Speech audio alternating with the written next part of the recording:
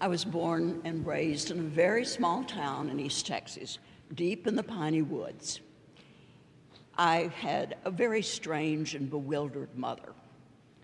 Most of my childhood I spent being either hurt or humiliated by her. But there was one Christmas when she got it exactly right. I came home from school one day. I must have been about 8 years old. We were very protected in East Texas. And put my hands on my hips and said, "You have told me a story. There is no Santa Claus. Peggy Sue said so."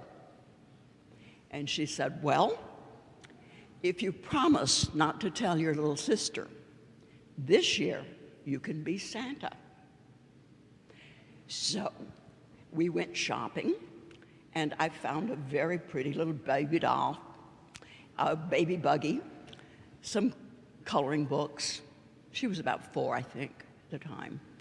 At any rate, on Christmas Eve, we hung up our stockings and put out the cookies and the milk, and then we went to bed.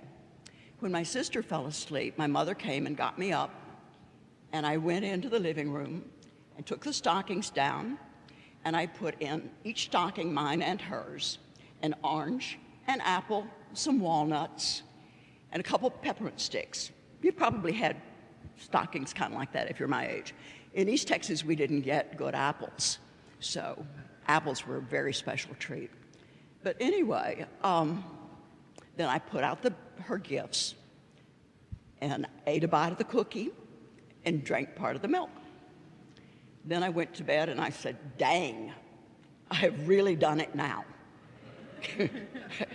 My side of the fireplace is going to be very empty.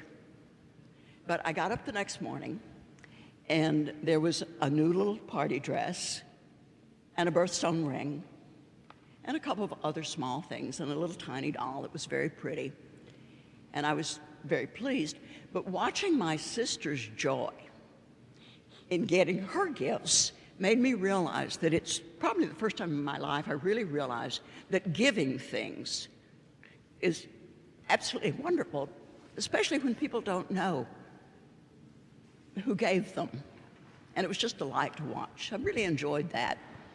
I have another little quick story, and it explains why we have an artificial Christmas tree, and have had for several years. We were living in Madison, Wisconsin, and we decided that Christmas we would go out and cut our own tree at a tree farm, which we did. We brought it home, put it in water, made sure it was safe, decorated it.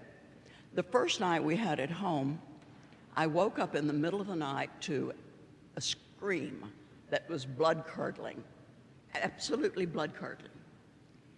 And I went in the next morning, looked at the tree, and there were quite a few needles. The next night, we heard another scream. And at least 5 more times, the tree screamed. And I mean blood-curdling, loud. And by Christmas Day, we did not have one single needle on the tree. It would shake. I saw it screaming once, and it would literally shake all over.